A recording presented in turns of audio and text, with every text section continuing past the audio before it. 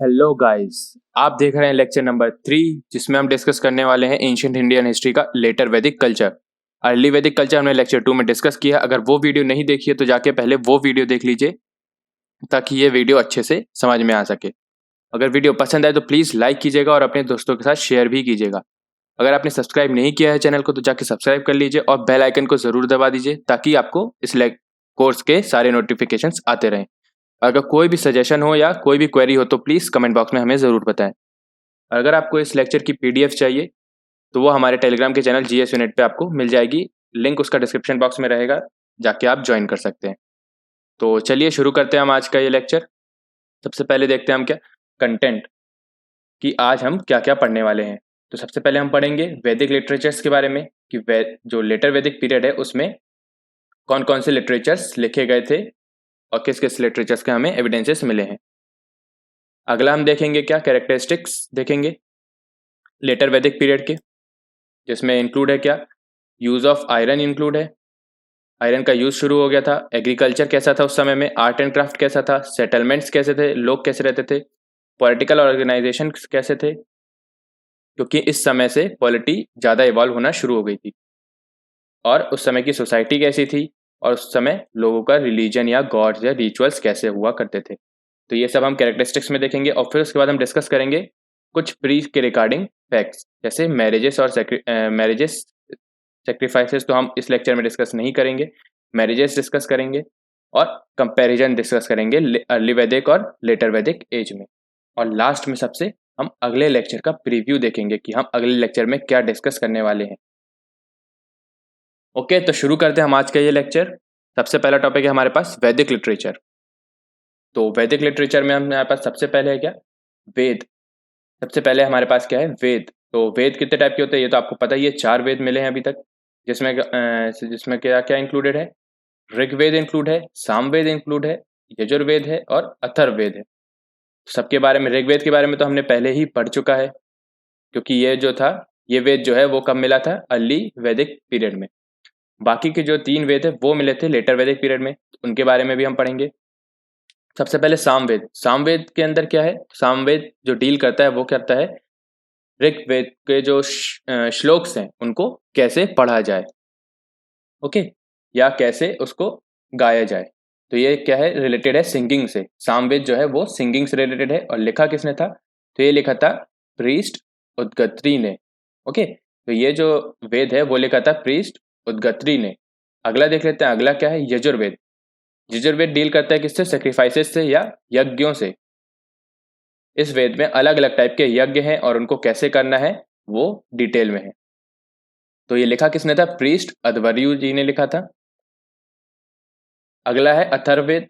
तो अथर्ववेद किससे डील करता है, अथर्ववेद डील करता है मेडिसिन से या डिजीजेस से या उनके क्योर से। ओके, तो इस वेद में डिजीजेस के क्योर दिए हुए हैं कि मतलब हम डिजीजेस को कैसे ठीक कर सकते हैं। तो ये थे चारों वेद। इनको इजी तरीके से याद करने के लिए आप ऐसे याद कर सकते हैं जैसे साम। साम का आप रिलेशन कर सकते हैं सिंगिंग से, एस से एस। यजुर का आप रिलेशन कर सकते हैं यज्ञ से। और अथर्व तो मेडिसिन याद करना ही पड़ेगा।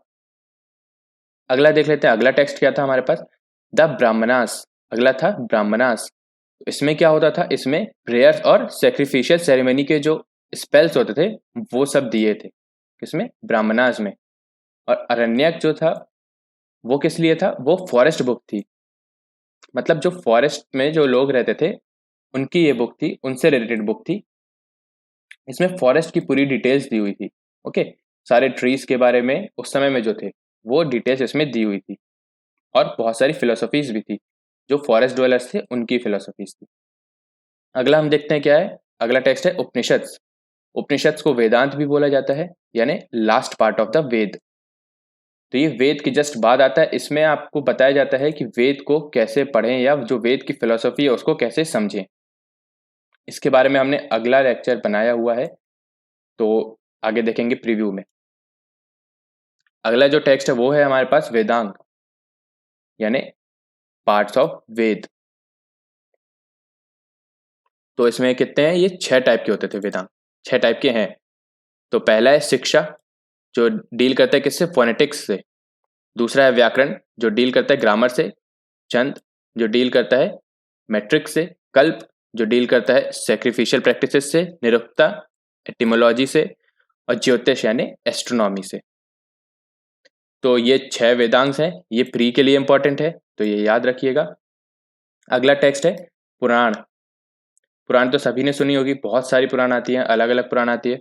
इसका कंटेक्स्ट क्या होता है, इसमें ज़्यादातर होती थी क्या, टेल्स, कहानियाँ होती थी, या बैलेट्स होते थे, या एनेक्डोट्स होते थे, है ना, कहानियाँ या फिर गीत, ये सब होता था किसमें, पुराण में। और एपिक्स तो आप सभी को पता है, महाभारत और रामायण, ये भी लेटर वैदिक पीरियड में ही हुआ करते थे। ओके, तो यहाँ हमारा हो जाता है ये खत्म वैदिक लिटरेचर के बारे में। अब हम आगे देखते हैं, आगे है हमारे पास क्या, कैरेक्टरिस्टिक्स। आगे है कैरेक्टरिस्टिक्स, तो इसमें हमारे पास सबसे पहला कैरेक्टरिस्टिक क्या है, यूज ऑफ आयरन। उस टाइम में आयरन का यूज कैसा था, तो आप सभी को पता है पहले क्या था, स्टोन यूज होते थे, फिर धीरे धीरे कॉपर में शिफ्ट हुए, फिर अब आयरन का इंट्रोडक्शन हुआ है, कब, लेटर वैदिक एज में। जो अर्ली वैदिक एज में थी उस समय तक आयरन का उतना ज़्यादा नॉलेज नहीं था, मतलब आयरन प्योर फॉर्म में अवेलेबल नहीं था। बट लेटर वैदिक पीरियड में जो आयरन है उसको प्योर फॉर्म में कन्वर्ट करना लोगों को आ गया था। तो देख लेते हैं हम क्या है, many copper mineral contains iron और, जो बहुत सारे कॉपर मिनरल्स हुआ करते थे उनमें आयरन और तो होता था, बट जब कॉपर यूज होता था तब वहां के लोगों को उस आयरन ओर को प्योर आयरन ओर में कन्वर्ट करते नहीं आता था। तो ये मेथड कब से शुरू हुई है, ये मेथड लेटर वैदिक एज से शुरू हुई थी। सबसे पहले आयरन का यूज कहाँ हुआ था, तो मेसोपोटामिया में हुआ था। कब हुआ था, 5000 बीसीई में हुआ था, और फिर उसके बाद एनाटोलिया, और फिर इंडिया में कब आया है, तो अराउंड 1000 बीसीई में इंडिया में एविडेंसेस मिले हैं आयरन के इम्प्लीमेंट्स के। तो इसको कहा जा सकता है कि इंडिया में लगभग सेकेंड मिलेनियम के दूसरे हाफ में आया था, आयरन का इंट्रोडक्शन हुआ था। तो आयरन से क्या क्या बनाया जाता था, तो ये बनाया जाता था एरोहेड, मेनली वेपन्स के लिए यूज होता था आयरन, एरोहेड और स्पीयर हेड्स बनाए जाते थे। अगला क्या है कैरेक्टरिस्टिक, अगला हम देख लेते हैं। अगला है हमारे पास एग्रीकल्चर। अगला कैरेक्टरिस्टिक है एग्रीकल्चर। उस टाइम में एग्रीकल्चर कैसा था, एग्रीकल्चर में जो एग्रीकल्चर था उस टाइम में लेटर वैदिक पीरियड में वो ही प्राइमरी सोर्स था सबसिस्टेंस का, यानी जीवन का, लोगों का। इसके पहले कैसा लाइफ स्टाइल थी उनकी, उसके अर्ली वैदिक पीरियड में उनकी लाइफ स्टाइल थी पेस्टोरल, यानी वो लोग चरवाहा थे प्रीडोमिनेंटली। बट उसके बाद क्या हुआ, शिफ्ट हुआ किसमें, एग्रीकल्चर में। अब इनका जो मेन जो प्रीडोमिनेंटली जो टास्क है लोगों का, वो है क्या, एग्रीकल्चर। एग्रीकल्चर कैसा होता था वो देख लेते हैं हम। एग्रीकल्चर वुडन प्लफ यूज करते थे इन लोग, खेत जोतने के लिए वुडन प्लफ्स यूज हुआ करते थे। क्यों, क्योंकि जो इनका सेटलमेंट्स है वो ज़्यादातर कहाँ था, अपर गैंगेटिक प्लेन्स में था। जो अर्ली वैदिक था उनका सेटलमेंट कहाँ था, उनका था लैंड ऑफ 7 रिवर्स के पास, यानी इंडस के आसपास। बट अब इनका कहाँ आ गया है, अपर गैंगेटिक प्लेन्स, ये थोड़ा सा साउथवर्ड मूव हुए हैं। तो यहाँ की मिट्टी क्या है, थोड़ी नरम है, तो इसके लिए इन लोग क्या यूज करते थे, वुडन प्लफ का यूज करते थे। अगला क्या है, अगला है कि जो लेटर वैदिक पीरियड है उस समय में राइस और व्हीट मेन क्रॉप बन गए थे यहाँ के लोगों के। मतलब मेनली वो लोग क्या उगाते थे, राइस और व्हीट। पहले जो था अर्ली वैदिक उस टाइम में क्या उगाया जाता था, मेनली बार्ले। उस टाइम में बार्ले उगाया जाता था मेनली, बट अब राइस एंड व्हीट उगाया जाता है। और लेटर वैदिक पीरियड में लेंटिल्स भी उगाना शुरू हो गए थे, जो पहले नहीं उगाया जाता था। तो ये था एग्रीकल्चर के बारे में। अगला हम देख लेते हैं, अगला कैरेक्टरिस्टिक क्या है, तो उस समय आर्ट एंड क्राफ्ट कैसा था।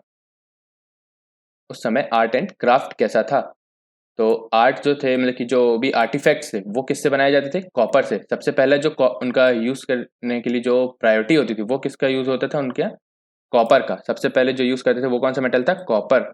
क्योंकि आयरन तो तुरंत ही इंट्रोड्यूस हुआ था, और उससे क्या यूज किया जाता था, उसका वेपन्स बनाने में, जो आर्टिफैक्ट्स बनाने के लिए यूज किया जाता था वो यूज होता था कॉपर। तो इसमें क्या बनाया जाता था कॉपर से, वार के सामान बनाया जाता था, या शिकार का सामान बनाया जाता था, या फिर ऑर्नामेंट्स बनाए जाते थे, ऑर्नामेंट्स भी बनाए जाते थे। और आर्ट में और क्या आता था उन लोगों को, तो उन लोगों को वीविंग भी आने लग गई थी, बट सिर्फ वुमेन्स करती थी वीविंग। वीविंग जो थी वो सिर्फ वुमेन करती थी, सिलाई बुनाई का काम शुरू कर दिया था। और क्या शुरू हुआ था, तो उस समय हुआ था लेदर वर्क, मतलब लेदर भी बनना शुरू हो गए थे, पॉटरी और कारपेंट्री भी था, बहुत ज़्यादा प्रोग्रेस किया था। पॉटरी तो इवन 4 अलग अलग टाइप की पॉटरीज भी मिली हैं उस समय से। तो जैसे ये देख सकते हैं, ये 4 अलग अलग टाइप की पॉटरी है। Black and red ware, black silverware, painted grey ware और रेड वेयर।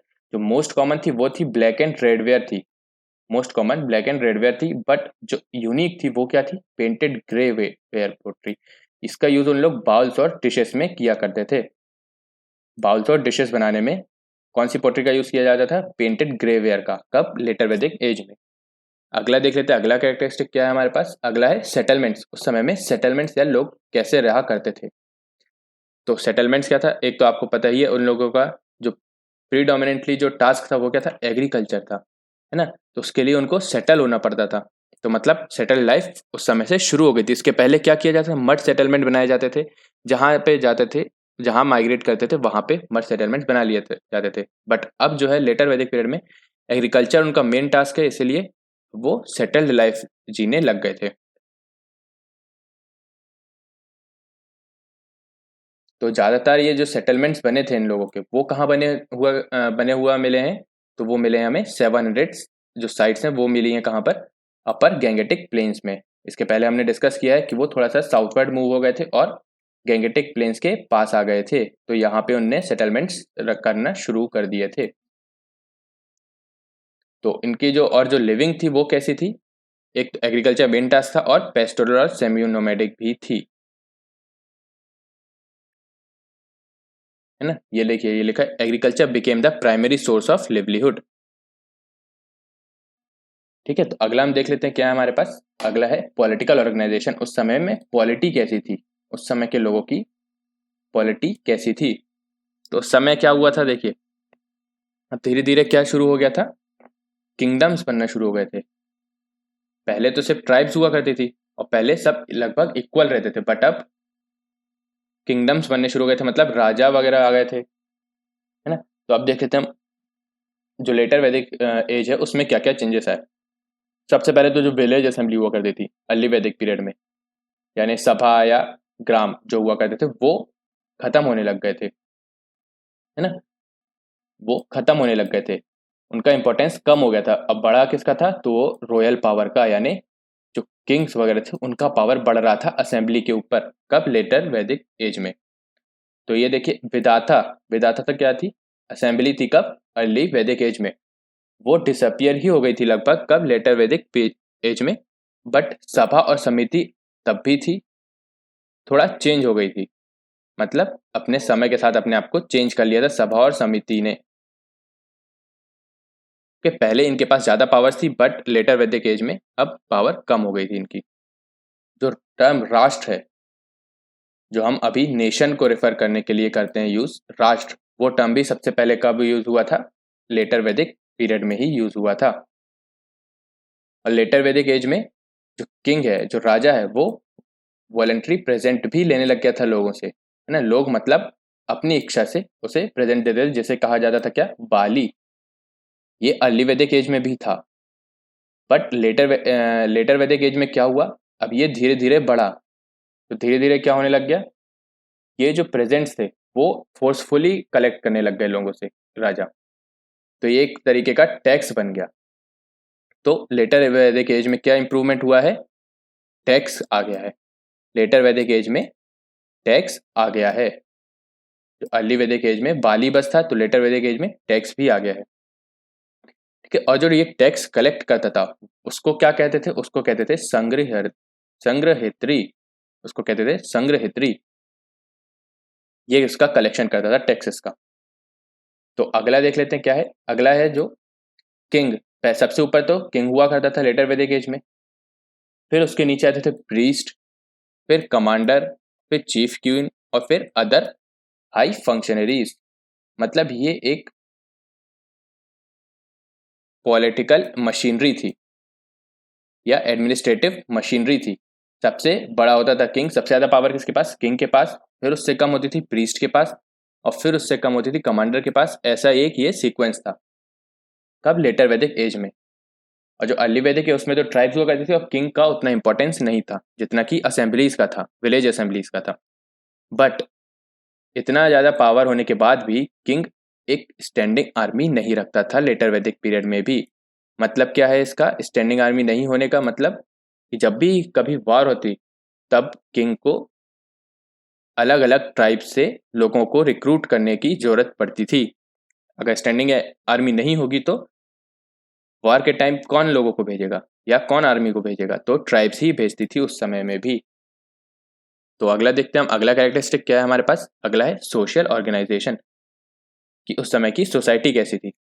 तो आप सभी को पता है जो वर्ण सिस्टम है वो मेनली कब से स्टार्ट हुआ है, लेटर वैदिक एज से ही स्टार्ट हुआ है। तो उसमें कितने वर्ण है, 4 वर्ण थे। सबसे ऊंचा जो वर्ण है वो क्या था, ब्राह्मण। फिर उसके बाद आते थे राजन्य या क्षत्रिय, फिर आते थे वैश्य और शूद्र। ओके, तो सबसे ऊंचा कौन था, ब्राह्मण, फिर क्षत्रिय, फिर वैश्य और फिर शूद्र। जो सबका ये अलग अलग टास्क हुआ करता था।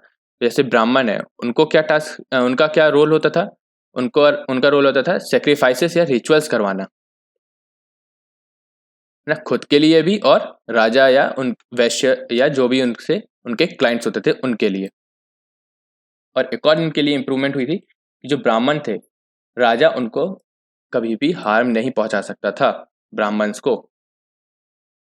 और अगला देख लेते हैं हम, अगला क्या है, क्षत्रिय। तो आपको पता ही है ये राजा बनते थे, यानी वॉरियर क्लैन थी ये। और उसके बाद जो आते हैं वैश्य, जो वैश्य थे वो एक कॉमन पीपल्स थे जो एग्रीकल्चर वगैरह में काम करते थे, या फिर कैटल ब्रीडिंग में और इसी तरीके के काम जो करते थे वो किस में आते थे, वैश्य में आते थे, वैश्य वर्ण में आते थे। बट धीरे धीरे वो व्यापारियों में भी आने लगे और आर्टिशंस भी वैश्य में ही आते थे। अगला देख लेते हैं, अगला क्या है, उपनयन। यह आप सभी ने सुना होगा, उपनयन सेरेमनी होती है जिसमें एक सेक्रेट थ्रेड बांधी जाती है। तो ये जो थी उस समय में सिर्फ शुरू के 3 वर्णों के लिए ही बनी हुई थी। सिर्फ 3 वर्ण ही इस सेरेमनी को करते थे, शूद्र ये सेरेमनीज नहीं करते थे या अलाउ नहीं था। ओके, तो आगे देखते हैं हम, अगला क्या है, ऐत्रेय ब्राह्मण। ये एक टेक्स्ट है, ऐत्रेय ब्राह्मण। इसमें क्या लिखा है, इसमें लिखा है कि जो ब्राह्मण है, ओके, जो ब्राह्मण है वो क्या है, Sikar of livelihood and acceptor of gift from the Prince. मतलब जो ब्राह्मण है वो राजा से गिफ्ट्स ले सकता है और हमेशा ही जो अपनी लिवलीहुड है उसके लिए घूमता फिरता रहेगा या उसको ढूंढता रहेगा। ये होते हैं क्या, ब्राह्मण। अगला क्या है, अगला है male ancestors came to be worshipped. अब देखिए यहाँ पे क्या होता है, लेटर वैदिक एज से जो वुमेन की पोजीशन है वो थोड़ी थोड़ी कम होने लग जाती है, वीक होने शुरू हो जाती है। क्यों, क्योंकि अब जो है वो, जैसे आपने सुना होगा पितृ पूजा होती है, मतलब मेल एंसेस्टर्स बस को ही वर्शिप किया जाता है, फीमेल एंसेस्टर्स को नहीं। तो यहाँ से क्या हुआ, वुमेन की पोजीशन वीक होना शुरू हो गई और मेल की स्ट्रांग होना शुरू हो गई। तो मतलब क्या है, सोसाइटी में डिफरेंसेस बनना शुरू हो गए। और एक और चीज शुरू हुई थी, गोत्र एक्सोगेमी। गोत्र एक्सोगेमी शुरू हुई थी। गोत्र क्या होता था, गोत्र होता था एक सेम लीनिएज, और एक्सोगेमी मतलब सेम लीनिएज में मैरिज नहीं अलाउ थी, कब, लेटर वैदिक एज में। ओके, मतलब no marriage could take place between the same gotra. अगला देख लेते हैं हम, अगला कैरेक्टरिस्टिक क्या है, अगला है गॉड्स एंड रिचुअल्स। अब लेटर वैदिक एज में जो भगवान थे या रिचुअल्स थे वो किस प्रकार के थे वो देख लेते हैं अब हम। सबसे पहले जो थे, अब जो अर्ली वैदिक एज में थे, आप सभी को पता है अर्ली वैदिक एज में कौन कौन से गॉड हुआ करते थे, नेचर को वर्शिप करते थे। तो इंद्र हुआ करते थे, अग्नि हुआ करते थे, मरुत हुआ करते थे और वरुण हुआ करते थे। बट अब क्या हुआ है, अब आइडल्ट्री वर्शिप शुरू हुई है। आइडल्ट्री यानी इमेजेस का वर्शिप शुरू हुआ है। तो अब कौन कौन से गॉड शुरू हुए हैं वर्शिप होना, तो सबसे पहले प्रजापति, ये क्या थे, क्रिएटर थे या ब्रह्मा भी जिन्हें कहते हैं। तो ये सबसे ऊपर थे। लेटर वैदिक पीपल ये मानते थे कि इन्होंने ही सृष्टि को बनाया है। और उसके बाद जो आते थे वो कौन थे, रुद्र। ये शिव को रिप्रेजेंट करते हैं, रुद्र। इनको क्या मानते थे, इनको मानते थे गॉड ऑफ एनिमल्स, और जो कि अब ज्यादा प्रेवलेंट हैं ना, मतलब अब ज्यादा सुप्रीम है आज के समय में, कौन, रुद्र। और तीसरे जो थे, तीसरे में आते थे जो है विष्णु। विष्णु कौन थे, तो ये थे preserver and protector of the people. Okay, तो ये थे प्रिजर्वर थे, है ना, मतलब रक्षक थे, विष्णु रक्षक थे और ये एनिमल के गॉड थे और ये क्रिएटर थे। तो ये तीन गॉड मेन जो थे वो तीन थे गॉड। मतलब अब जो है नेचर का वर्शिप करना कम कर दिया था लोगों ने, अब इमेज वर्शिप शुरू हो गई थी, अडल्ट्री शुरू हो गई थी। और जो ट्राइब्स थे या जो फॉरेस्ट ड्वेलर्स थे वो कौन से गॉड को मानते थे, वो मानते थे पुशान को। ओके, वो मानते थे पुशान को। पुशान कौन थे, वो उनके कैटल्स के गॉड थे, है ना, जो थे कैटल्स के गॉड थे। जो फॉरेस्ट में कौन रहता था, शूद्र रहते थे, तो शूद्र के गॉड कौन थे, पुशान थे। अब जो लेटर वैदिक एज है उस समय में सेक्रीफाइसेस जो है वो बहुत इंपॉर्टेंट हो गए थे लोगों के लिए, सेक्रीफाइसेस ज्यादा इंपॉर्टेंट हो गए थे उनकी ट्राइब्स से, है ना, चाहे वो पब्लिक कैरेक्टर हो या डोमेस्टिक कैरेक्टर हो उनका सेक्रीफाइसेस का। बट ये क्या है, सेक्रीफाइसेस बहुत ज्यादा इंपॉर्टेंट हो गए थे लोगों के लिए। और अगला क्या है, अगला है इन एडिशन टू काउज। पहले क्या होता था, सिर्फ काउज ही गिफ्ट या जो सेक्रीफिशियल गिफ्ट्स होते थे, है ना, मतलब जिसका सेक्रेड या सेक्रेड गिफ्ट्स भी कह सकते हैं, तो वो क्या होते थे, काउज होते थे। बट अब क्या होने लग गए थे, अब क्या गिफ्ट्स होने लग गए थे जो ब्राह्मण को दिए जाते थे, अब क्या गिफ्ट्स होने लग गए थे, गोल्ड, क्लोथ्स और हॉर्सेस भी देने लग गए थे। ओके, तो ये थे कैरेक्टरिस्टिक्स। अब आगे देखते हैं आगे क्या है हमारे पास, आगे है मैरिजेस। ये प्री के पॉइंट ऑफ व्यू से इंपॉर्टेंट है और स्टेट पीएससी या अदर एग्जाम्स के लिए भी इंपॉर्टेंट है मैरिजेस। ये पूछ लेता है डायरेक्ट कभी कभी। तो एक बार हम देख लेते हैं, लेटर वैदिक एज में 8 तरीके की मैरिजेस हुआ करती थी। ओके, इनका एविडेंसेस मिला है लेटर वैदिक टेक्स्ट में। तो ये 8 तरीके की हुआ करती थी। सबसे पहले हम देख लेते हैं ब्रह्म। ब्रह्म मैरिज जो होती थी वो क्या होती थी, मैरिज विद डाउरी यानी दहेज के साथ जो मैरिज होती थी। अगली है देव, यानी जो डॉटर है वो सेक्रीफाइस कर दी जाती थी प्रीस्ट को, एक दक्षिणा के तौर पर, फीस के तौर पर। अगली है अर्स। अर्स में क्या होता था, दहेज होता था, बट काउ, दहेज में क्या दिया जाता था, काउ और बुल, है ना, दहेज में काउ और बुल दिया जाता था। अगली थी प्रजापत्य। ये क्या होता था, जिसमें दहेज ही नहीं दिया जाता था, बिना दहेज की जो शादी होती थी उसे कहते थे प्रजापत्य। अगली है गंधर्व। गंधर्व मैरिज यानी लव मैरिज हुआ करती थी। असुर यानी डॉटर बॉट फ्रॉम फादर, यानी फादर से खरीदी हुई डॉटर, तो ये क्या कहलाती थी, असुर मैरिज। राक्षस मैरिज क्या होती थी, मैरिज बाय कैप्चर या किडनैप करके जो मैरिज होती थी उसको क्या कहते थे, राक्षस। और पिशाच, पिशाच मैरिज क्या होती थी, मैरिज बाय सिडक्शन या मतलब उसको बहला फुसलाकर शादी करना। ओके, तो ये थी, इतनी मैरिजेस थी, 8 मैरिज याद रखिएगा। अगला देख लेते हैं, अगला है क्या, comparison between early and later Vedic as. अब ये जो है ये समरी है हमारे लेक्चर नंबर 2 और लेक्चर नंबर 3 की। तो आप अगर पूरा लेक्चर ना भी देखें बट ये अगर देख लेंगे तो आपको वैसे ही दोनों एजेस के बारे में काफ़ी कुछ समझ में आ जाएगा। तो देखिए हमने क्या क्या डिस्कस किया था, रिवाइज कर लेते हैं। तो हमने डिस्कस किया था अर्ली वैदिक एज में पॉलिटी कैसी थी, ट्राइबल सोसाइटी थी और सब लगभग बराबर थे। बट लेटर वैदिक एज में क्या हो गया, किंग आ गया और इनइक्वालिटीज बढ़ने लगी। ओके, और इकोनॉमी कैसी थी अर्ली वैदिक एज में, तो वो थी पेस्टोरल, चरवाहा थे उस समय लोग। बट लेटर वैदिक एज में एग्रीकल्चर मेन उनका ऑक्यूपेशन बन गया था। फिर सोसाइटी कैसी थी अर्ली वैदिक में, कोई डिवीजन नहीं था। हमने पढ़ा है अर्ली वैदिक एज के बिल्कुल लास्ट में, मतलब समझ लीजिए आप ट्रांजिशन फेज में, जब वो अर्ली वैदिक एज से लेटर वैदिक एज की तरफ जा रहे थे तब वर्ण सिस्टम आया था। मतलब अर्ली वैदिक एज में वर्ण सिस्टम नहीं था, मतलब डिवीजन थे ही नहीं। बट लेटर वैदिक एज में क्या हुआ, वर्ण सिस्टम आ गया था। ओके, अगला क्या है हमारे पास, रिलीजन। अगला है रिलीजन। तो अर्ली वैदिक एज में क्या था, सिंपल था और वर्शिप किसका करते थे, नेचर का। बट लेटर वैदिक एज में कॉम्प्लेक्स हो गया। कॉम्प्लेक्स इन द सेंस कैसे, बहुत सारे सेक्रीफाइसेस आ गए, फिर उन सेक्रीफाइसेस को करने के लिए रिचुअल्स आए, तरीका आया उन सेक्रीफाइसेस को करने के लिए। तो ये क्या हो गया था, कॉम्प्लेक्स हो गया था उस समय में रिलीजन। और मेनली क्या है, प्रीस्ट डोमिनेट करने लगे थे। तो कौन ये सब रिचुअल और सेक्रीफाइसेस करता था, सिर्फ प्रीस्ट को ही ये अलाउड था रिचुअल्स और सेक्रीफाइसेस करना, तो इसलिए प्रीस्ट का डोमिनेंस बढ़ गया था। ओके, अगला देखते हैं, अगला क्या है, टैक्स। टैक्स क्या था हमारे पास अर्ली वैदिक एज में, क्या था टैक्स, बाली था, मतलब वॉलेंट्री, यानी लोग अपनी इच्छा से देते थे राजा को, कोई टैक्स नहीं था अर्ली वैदिक एज में। बट बाद में क्या हुआ, उस बाली को ही जो राजा हुए वो फोर्सफुली कलेक्ट करने लगा है, तो वो क्या बन गया, टैक्स ही बन गया एक तरीके का। तो टैक्स शुरू हो गया था लेटर वैदिक एज से। अगला क्या है, अगला फाइट्स या वार्स। तो अगला जो अर्ली वैदिक एज में जो वार्स होती थी वो किस लिए होती थी, कैटल के लिए या काऊ के लिए होती थी, पढ़ा है हमने। बट जो लेटर वैदिक एज है उसमें कैसे होती थी, क्यों होती थी, तो वो टेरिटरी एक्सपेंशन के लिए ही होती थी फाइट्स, है ना, मतलब अपना राज्य बढ़ाने के लिए होती थी। और पहले क्या होता था, पहले सिर्फ काऊ को हथियाने के लिए होती थी। अगला देखते हैं वुमेन। अब वुमेन की पोजीशन कैसी थी अर्ली वैदिक एज में, तो स्ट्रांग थी और सोसाइटल पार्टिसिपेशन भी था, मतलब असेंबलीज में पार्टिसिपेट करने को भी अलाउ था वुमेन्स के लिए, और पोजीशन भी स्ट्रांग थी। बट लेटर वैदिक एज में क्या हुआ, पोजीशन उनकी इतनी स्ट्रांग नहीं रही, वीक होना शुरू हो गई अर्ली वैदिक एज के कंपैरिजन में।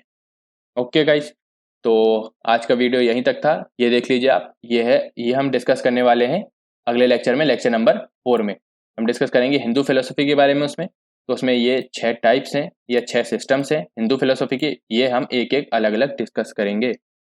तो गाइस यहीं तक था आज का lecture. Thank you very much. अगर आपको ये लेक्चर पसंद आया हो तो प्लीज़ लाइक कीजिएगा और दोस्तों के साथ शेयर भी कीजिएगा। और अगर आपने सब्सक्राइब नहीं किया है अभी तक तो जाके सब्सक्राइब कर लीजिए। और अगर कोई भी सजेशन हो या कोई भी क्वेरी हो तो प्लीज़ कमेंट बॉक्स में हमें ज़रूर बताएं। और इस लेक्चर की पीडीएफ भी आपको हमारे टेलीग्राम चैनल जीएस यूनिट में मिल जाएगी, जिसका लिंक डिस्क्रिप्शन बॉक्स में है। Thank you very much for watching my video.